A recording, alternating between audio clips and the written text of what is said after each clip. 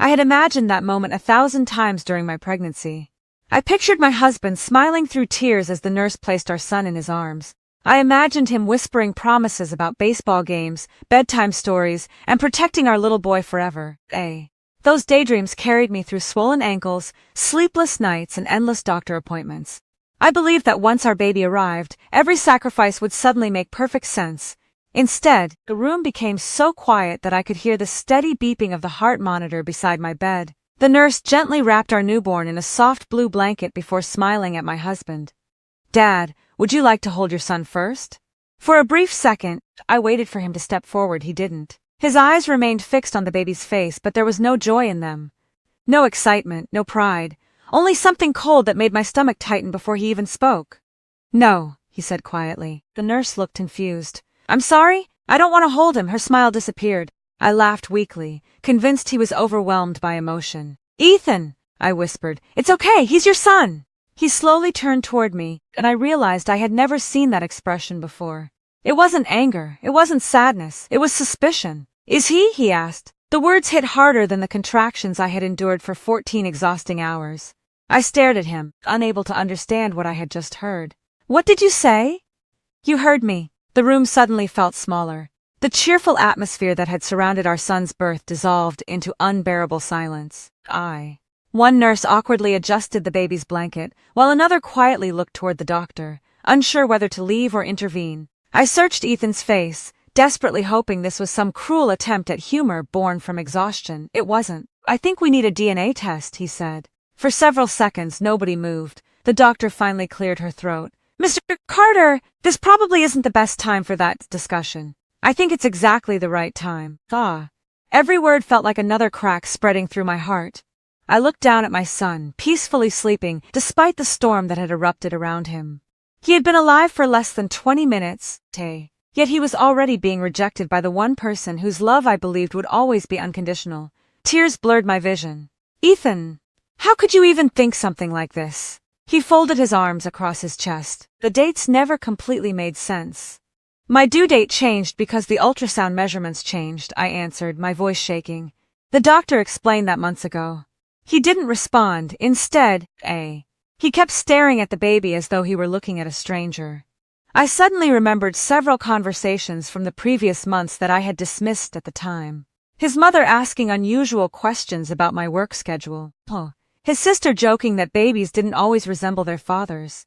The strange silence whenever I walked into family gatherings. At the time, I assumed I was imagining things because pregnancy had made me emotional. Now, those memories returned with terrifying clarity. Someone had been planting doubt long before our son was born.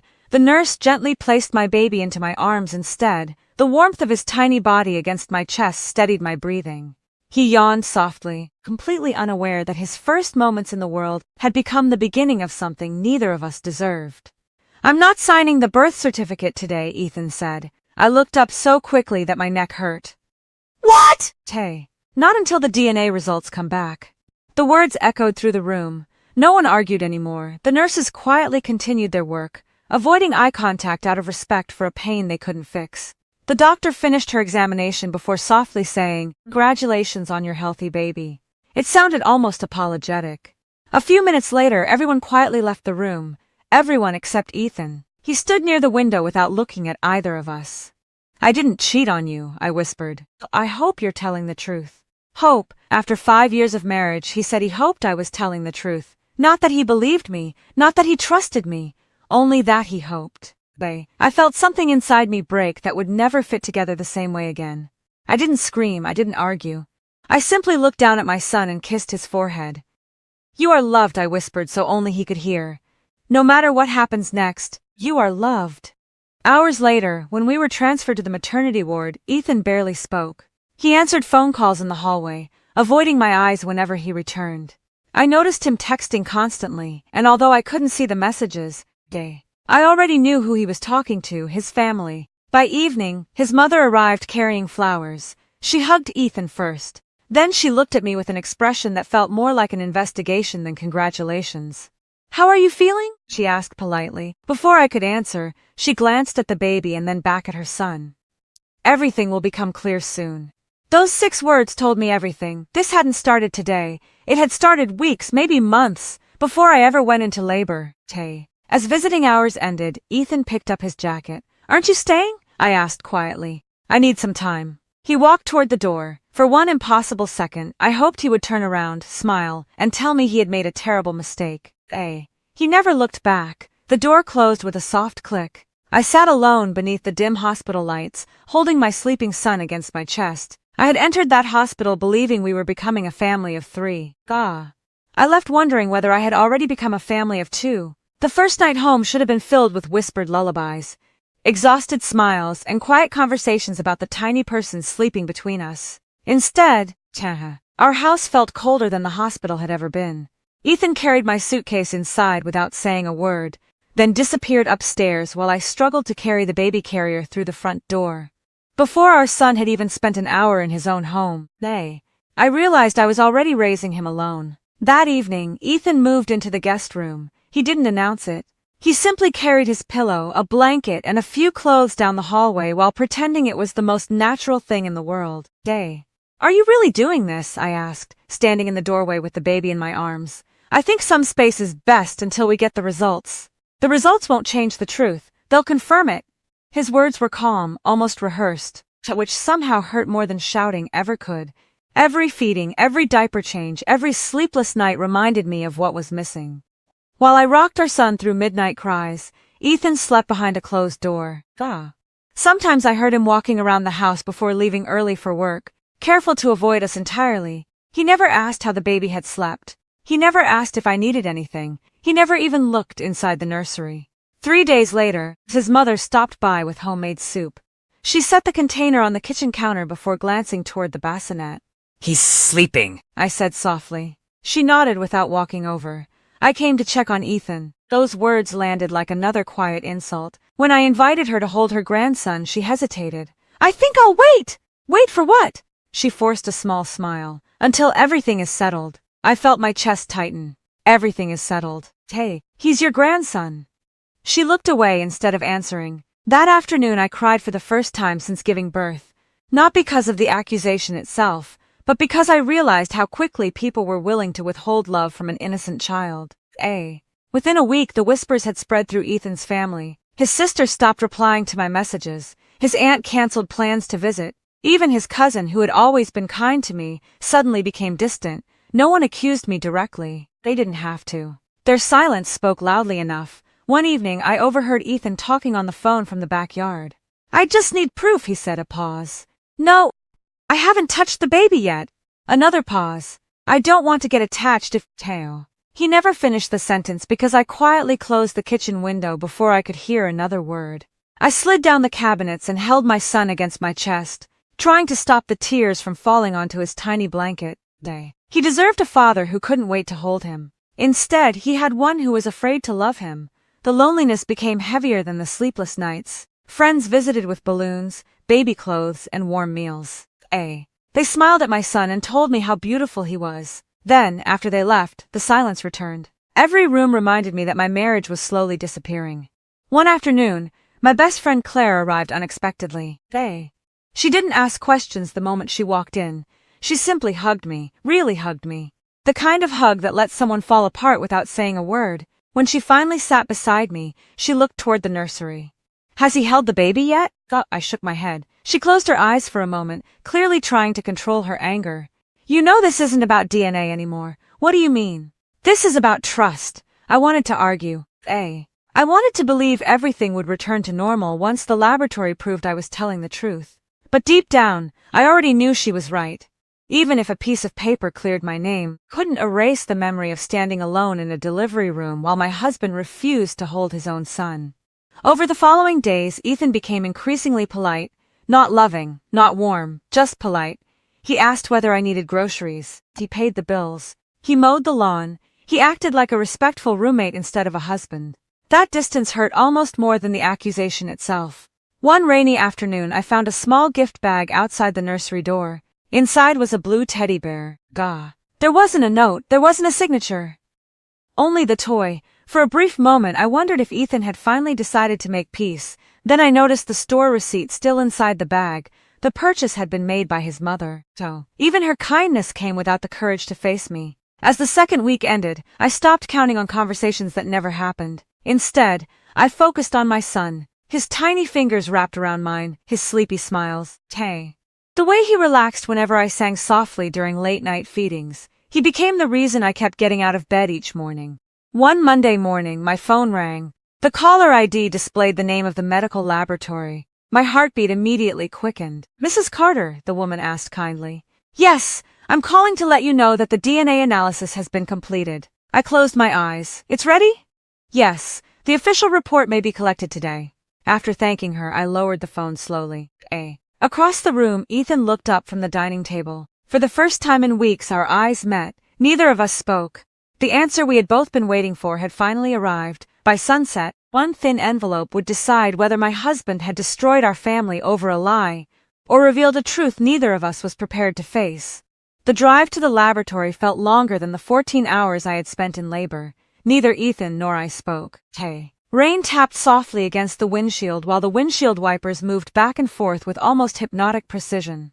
I sat in the passenger seat staring out the window, wondering how two people who had once laughed through road trips and dreamed about raising children together had become strangers sharing the same silence. When we finally parked, Ethan turned off the engine but didn't reach for the door handle. "If the results," he began before stopping himself. I looked at him. "If the results what?" He rubbed both hands over his face. "Nothing." We walked inside without another word. The receptionist greeted us politely before asking for identification. "Hi." My hands trembled slightly as I signed the paperwork. A few minutes later, she handed us a sealed envelope. "Everything is inside," she said gently. That envelope looked impossibly small for something carrying the weight of our entire marriage. Neither of us opened it immediately. Instead, we walked back outside and sat inside the parked car. "You should open it," Ethan said. "No, you've got nothing to hide." I looked directly into his eyes.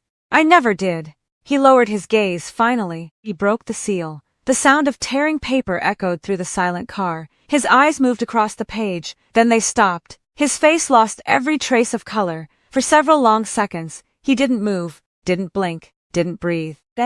My heart pounded so loudly I could barely hear myself think. "What does it say?" I whispered. He swallowed hard. "The probability of paternity," his voice cracked, "is 99.9999%. Silence, Davosal silence.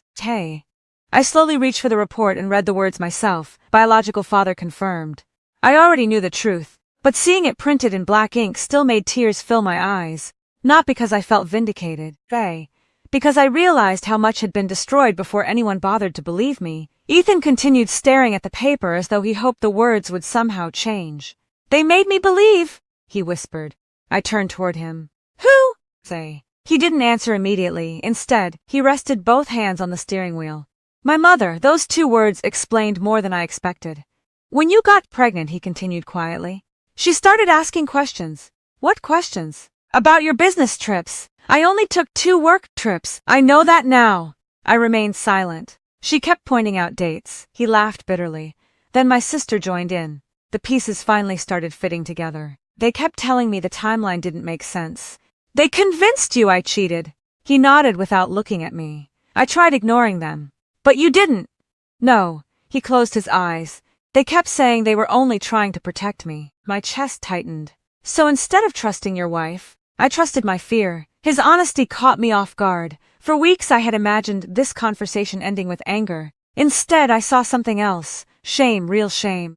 I replayed everything in my head, he admitted. Every late meeting, every business dinner, every phone call. The more they talked, the more suspicious I became. I remembered every strange conversation during my pregnancy, every uncomfortable family dinner, every awkward smile, every subtle comment that had made me question myself.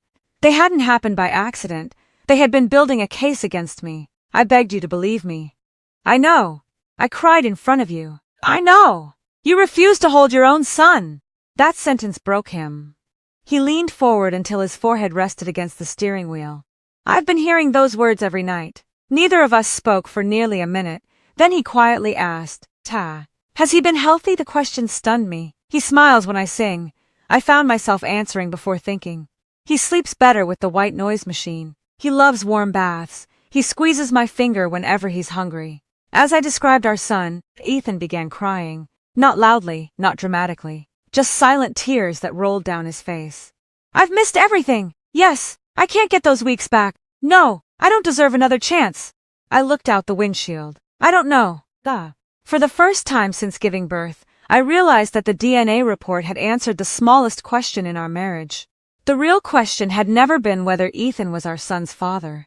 The real question was why he had allowed doubt to overpower love. When we arrived home, his parents' cars were already parked outside. Someone had apparently told them we were collecting the results. His mother met us before we reached the front door.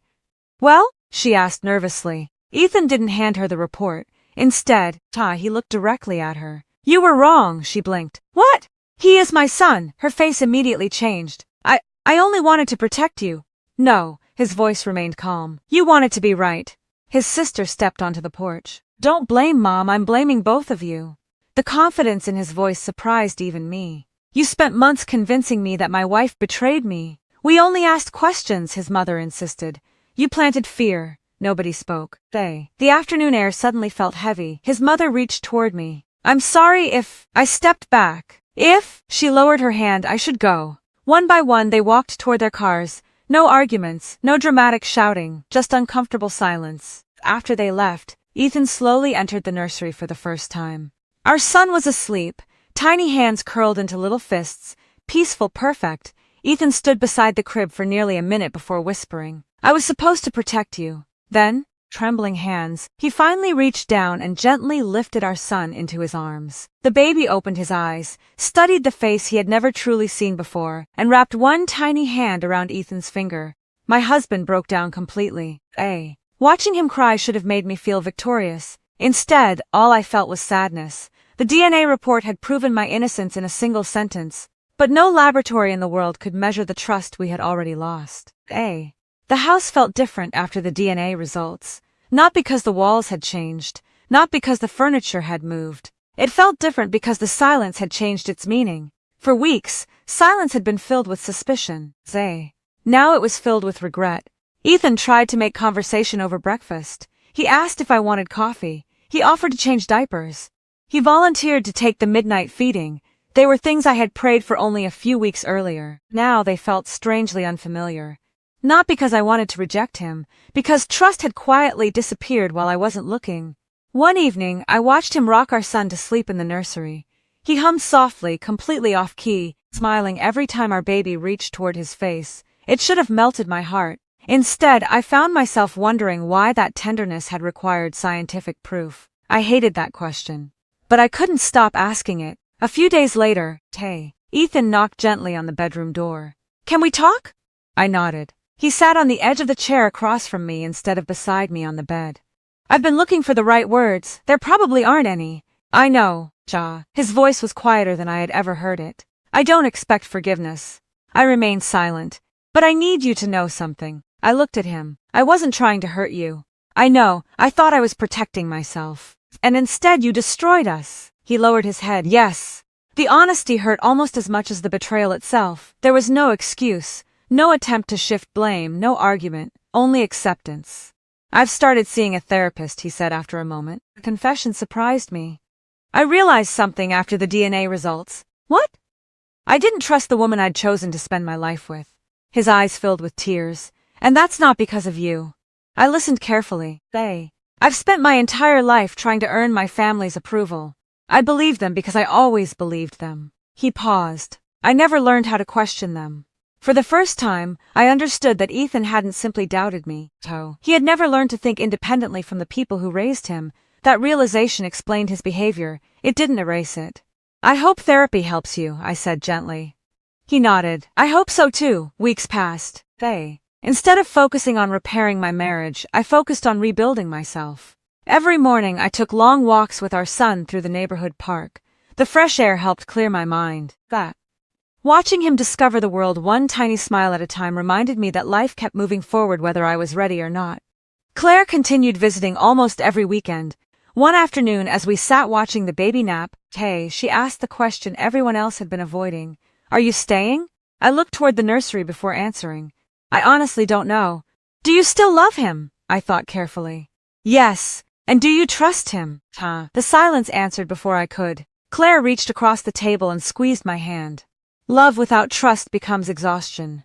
Those words stayed with me for days. They echoed through my mind every time Ethan apologized, every time he offered to help, every time he tried to rebuild what had been broken. One Saturday morning, there was another knock at the door. This time it was Ethan's parents. His mother stood on the porch holding a small photo album. Her confident expression had disappeared. She suddenly looked much older than I remembered. May we come in? I hesitated before stepping aside. No one spoke for several moments. Finally, she placed the album on the coffee table. I found these while cleaning. Inside were dozens of baby pictures of Ethan. I looked down. The resemblance was unmistakable. Our son had inherited his father's eyes, his smile, even the tiny dimple in his left cheek. His mother began crying. I saw those similarities the day he was born. I looked up. What? I knew. The room became perfectly still. You knew? She nodded through her tears. I realized I had been wrong the moment I saw him. I couldn't believe what I was hearing. Then why didn't you say anything? She covered her face with both hands. Because admitting I was wrong meant admitting I had nearly destroyed my son's family. Her confession left me speechless. She hadn't remained silent because she doubted me. She had remained silent because of her pride.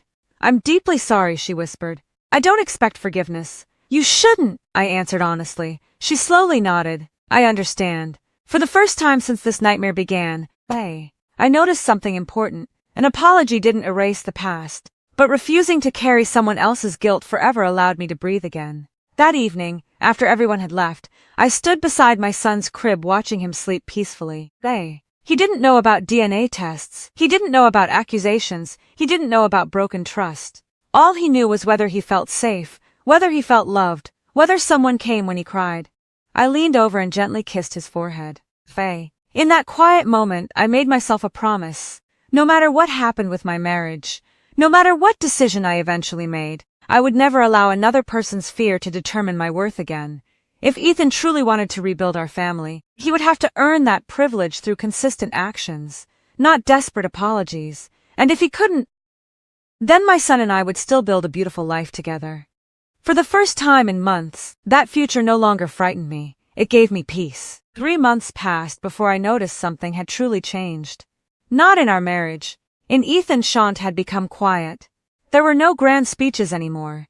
No dramatic promises, no desperate attempts to convince me he was different. Instead, he simply showed up. Every morning before work, he fed our son while I showered. Every evening, he rushed home in time for bath time. Every weekend, he pushed the stroller through the neighborhood park, while pointing out birds, flowers, and passing dogs to a baby, who was still far too young to understand any of it. He wasn't trying to impress me. He was trying to become the father he should have been from the very beginning. And slowly our son responded. The first time Ethan made him laugh, he cried afterward in the kitchen where he thought I couldn't hear him. I said nothing. Some moments belonged only to him. Therapy continued every Thursday evening. Sometimes he came home emotionally exhausted. Other nights he quietly wrote pages in a notebook before going to bed. I never asked what he wrote. One evening, he left the notebook on the dining table by accident while taking out the trash. I had no intention of reading it. Then I noticed a single sentence written across the open page. Fear made me question the only person who never gave me a reason to doubt her. I quietly closed the notebook. That one sentence told me everything I needed to know. His greatest battle was no longer proving he loved us. It was learning to forgive himself. Meanwhile, life continued moving forward. Our son learned to roll over. He recognized my voice from another room. He smiled whenever music played. He reached for both of us equally, never knowing there had once been a time when his father refused to touch him. Children have an incredible ability to love without carrying yesterday's wounds. Adults are rarely so fortunate. One Saturday afternoon, we attended my cousin's birthday gathering. It was the first large family event since the DNA results. I felt nervous before we even arrived. Not because I feared confrontation, because I was tired of explaining things that should never have happened. As we walked into the backyard, conversations briefly stopped. Several relatives smiled warmly. Others looked uncomfortable. News travels quickly in families, especially painful news. My aunt walked over first and kissed my son's forehead. He's beautiful, she said. Thank you. For the first time in months, I accepted the compliment without wondering whether it carried hidden judgment. Later that afternoon, Ethan's parents arrived. His mother approached carefully. She no longer carried herself with certainty, only humility. She looked at our son before looking at me. I brought something. From her handbag, she removed a small, knitted blue blanket. I made this for him. I accepted it politely. Thank you, she hesitated. I know I don't deserve another opportunity, I gently interrupted. This isn't about deserving. She looked confused. It's about rebuilding. Tears filled her eyes. I understand. For the first time, our conversation ended without anger. Not because everything had been forgiven, because everyone had finally accepted responsibility. As the afternoon came to an end, our son became sleepy. I handed him to Ethan while I gathered the diaper bag. Without realizing it, Ethan instinctively kissed the baby's forehead before adjusting the tiny blanket around him. The movement was so natural, so effortless, it was impossible to imagine this was the same man who once stood frozen in a hospital room. My cousin quietly stepped beside me. He's a good father. I watched Ethan gently rocking our son beneath the shade of an old oak tree. He worked very hard to become one. That evening, after we returned home, Ethan asked if we could sit on the back porch once the baby was asleep. The summer air was warm. Crickets filled the silence. For several minutes, neither of us spoke. Finally, he looked toward the nursery window. I still think about that day. So do I. I wish I could erase it. You can't. I know, he nodded slowly. I'll spend the rest of my life making sure our son never questions how much I love him. His words weren't dramatic. They sounded like a promise he intended to keep. Then he looked at me. I don't know whether you'll ever fully trust me again. I answered honestly. I don't know either. He accepted my answer without arguing. That mattered more than he probably realized. Because trust isn't rebuilt through perfect words. It's rebuilt through patience, consistency, respect, and time. Months later, on our son's first birthday, I found myself looking around the living room filled with balloons, laughter, and photographs. Claire was there. My parents were there. Even Ethan's parents were quietly helping clean dishes after everyone finished eating. The atmosphere wasn't perfect. Families rarely are, but it was honest. As we prepared to cut the cake, Ethan picked up our son and held him high enough for everyone to see. Our little boy laughed so loudly that the entire room laughed with him. I watched them together, father and son, exactly as I had imagined during those lonely months of pregnancy. Not because life had followed my plans, because life had survived our mistakes. Later that night, after everyone had gone home, I stood alone in the nursery watching my son sleep peacefully. His tiny chest rose and fell with each quiet breath. I thought back to the woman sitting alone in that hospital room, convinced her family had been shattered forever. If I could speak to her now, I wouldn't promise that everything would become perfect, because it didn't. I would tell her something far more important. People can disappoint you. Fear can destroy trust. Words spoken in moments of doubt can leave scars that never completely disappear. But another person's suspicion should never become the measure of your worth. Real strength isn't found in proving someone wrong. It's found in refusing to lose yourself while they figure out they were wrong. Whether a relationship survives depends on both people. But your dignity, your courage, and your ability to build a peaceful life belong to you alone. And no accusation can ever take those away. If someone you loved questioned your integrity without evidence, would you have stayed to rebuild the relationship, or would you have walked away? I'd genuinely love to hear what you would have done in the comments.